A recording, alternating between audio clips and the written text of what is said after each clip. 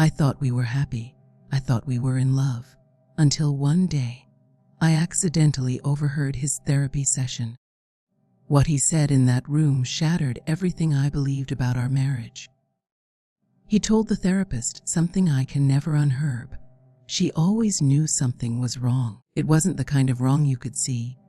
No yelling, no slammed doors, no cold silences stretched too far. But it was there, in the in-betweens, in the way he walked past her without a glance, in how his eyes always looked tired, even after sleep, in the way he said, "I'm fine," like it was the only phrase he had left. At first, she blamed it on stress. Work, finances, the kids. They were parents now, not just lovers. Life had become a routine, a checklist. And love was tucked away in old photo albums and memories from years ago. One morning, she found a strange appointment on the calendar, a name she didn't recognize, just initials, Dr. H. She didn't ask right away, but she watched. And when it popped up again 2 weeks later, curiosity gave way to suspicion. Then one evening, while folding laundry, she overheard a quiet conversation from the bedroom. His voice was low, cautious, almost vulnerable. She leaned closer to the door. A pause. I just don't feel like I matter to anyone anymore. It hit her like a wave. He was in therapy. She didn't know how to feel. Relieved that he was seeking help, or hurt that he hadn't told her. The man she had shared years of her life with was now unpacking his pain with a stranger, and she had no idea what that pain even was. A few days later, she saw it. His tablet, unlocked, a therapy session recorded, labeled Week 4. Her finger hovered. She told herself she wouldn't open it, that it wasn't her place, that this was his private world. But her heart said otherwise. Her hands trembled as she hit play. There he was, sitting in a chair, his eyes heavy, shoulders slumped forward like they carried a weight she couldn't see. The therapist asked something simple. "When did you start feeling disconnected?" He didn't answer right away. Then, in a voice she barely recognized, he said, "Honestly, I think I've felt alone for years. I just didn't know how to say it without sounding weak." As she froze, he continued, slowly, carefully, like each word was a confession. "She doesn't see me anymore. I'm just the husband, the guy who takes out the trash, the one who holds everything together while falling apart inside."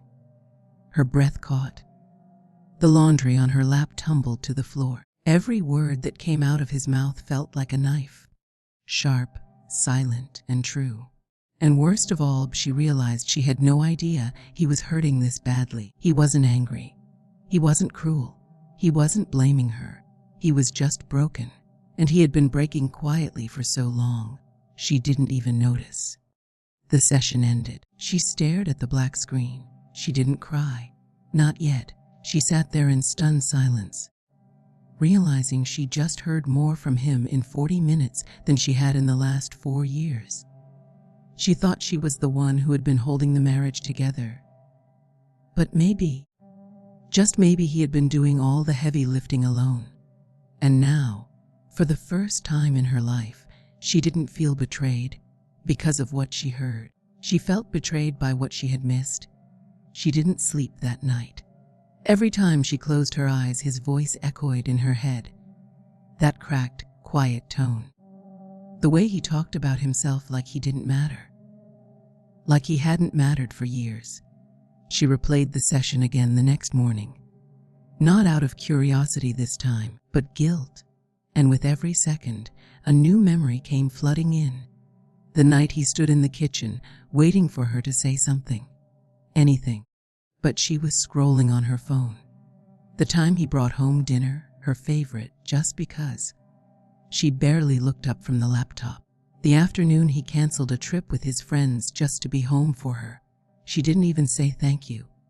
Back then, she thought he was just quiet. Or maybe tired. Or simply not the same man anymore. But now, she realized, he had been trying. He had been reaching out in the only ways he knew how. And she had missed all the signs. And he had suffered in silence. and she had mistaken his silence for distance. Later that afternoon, she looked at him across the dinner table. He smiled like he always did. Polite, brief, hollow. She smiled back, pretending she hadn't heard the truth he confessed to someone else, pretending she hadn't trespassed into a place she wasn't meant to enter. But now, she couldn't unhear it. And that was the part that tore her apart the most, because suddenly she saw it. In the way he moved, in the pauses between his words, in how he hesitated before speaking. He was still hurting, still wondering if anyone saw him, still waiting for her to notice. She wanted to reach out, to say something, anything. But how do you confess that you eavesdropped on someone's most private pain? She wanted to ask him why he never told her directly. But deep down, she already knew the answer. Because every time he tried, she didn't listen. And now it was too late to ask for honesty when she had broken that trust herself. So she did the only thing she could do. She watched. She listened. For the first time, truly listened. To the silence, to the spaces in between, to the subtle cracks in his voice when he said he was fine. And in those moments, she realized the man in that therapy session wasn't new. He had been sitting beside her all along. She had just forgotten how to see him. Later that week, she noticed his next session was scheduled for Friday. She didn't plan to listen again. But her heart, her guilt, her desperation, it pulled her back. This time, he said something different. "I love her. I still do," he told the therapist. "But I don't think she knows who I am anymore. And the worst part, I don't think I know who I am either." That broke her. Not just because he was lost, but because she had helped him lose himself. She pressed pause, sat in the quiet. For the first time in a long while, she didn't think about what to say next, or how to explain herself, or how to fix it. She just sat with the truth. She had betrayed his privacy, yes, but before that, she had betrayed his heart. She didn't want to lie anymore. Not to herself, not to him. Not about the distance, the silence, or the ache that had crept into their marriage like a slow, invisible fog. For days she rehearsed what she would say. A confession, an apology, a conversation, but nothing felt right. What do you say to the man you've loved, when the truth is you stopped seeing him long before he stopped trying? She waited until Sunday afternoon. The kids were out with their grandparents. The house was quiet. He was sitting on the couch, scrolling through his phone, his face calm, too calm. She knew that look now. It wasn't peace. It was resignation. She sat beside him. He looked up, surprised. Her eyes were already wet. She started slowly, her voice trembling. "I need to tell you something and you're not going to like it." He said nothing, just waited. That same quiet patience he'd always had. "I listened to your therapy session. I wasn't supposed to. But I did. I'm sorry." He blinked, his breath caught, but he didn't yell. He didn't curse. He just sat still, frozen in the weight of her words. "I had no idea you were hurting like that," she whispered. "I didn't know I wasn't watching you the way I should have been." The silence stretched. Long, raw, heavy. "I didn't even realize how much I'd shut down," she continued, voice cracking. "You kept showing up, trying, carrying everything. And I just kept expecting it." He looked away, his jaw tightening. "I wasn't trying to betray you," she added. "But I did, and I betrayed your privacy. And before that, I betrayed your trust. I stopped being there for you." Finally, he spoke, quiet, guarded. "Why didn't you just ask me how I was doing?" She shook her head, broken. "Because I was scared of the answer." A long pause. He leaned forward, elbows on knees, staring at the floor. She didn't dare move. Then he whispered, almost to himself, "You're the first person I wanted to talk to about this and the last person I felt I could." Her heart shattered. She reached out, placing her hand on his. This time, he didn't pull away. "Not yet. I want to do better," she said. "Not just say it, show it." He nodded, But his eyes stayed down. There was no sudden healing, no cinematic moment of forgiveness. Just two people sitting in the ruins of what they had both ignored. And in that silence, something new was born. Not reconciliation, not yet, but honesty. Over the next few days, they started talking, really talking. Not about bills or the kids or plans, but about them, their fears, their disappointments, their loneliness. It wasn't easy. Some nights ended in tears, others in silence. But slowly, something shifted. She began to ask how he felt. He began to answer. And for the first time in years, they both started listening. Not because a therapist told them to, not because they were trying to fix what was broken, but because, deep down, they still wanted to understand each other. And maybe that was where healing began. Not in the grand gestures, but in the quiet, painful, messy truth. Two people choosing, again, to see each other. It had been 3 weeks since her confession, since she told him the truth, since she laid her guilt bare, stripped down to nothing but the hope that maybe, just maybe, he would let her in again.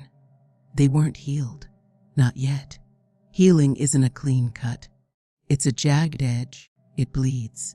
And some days it burns more than it soothes. But they were trying. She began to notice the little things again. How he always made sure her car had gas, even when she forgot to ask. How he poured her coffee just the way she liked it, even when he had no appetite of his own. How he still somehow showed up for her, even when he was unsure if she'd show up for him. This time, she didn't take it for granted. One evening, as he stepped outside for air, she followed him. It was quiet, the kind of quiet that makes everything louder. Your heartbeat, your thoughts, your regrets.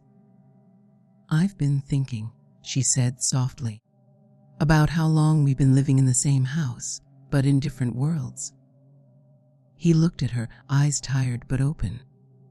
"I want to come into yours, if you'll still let me." There was a pause.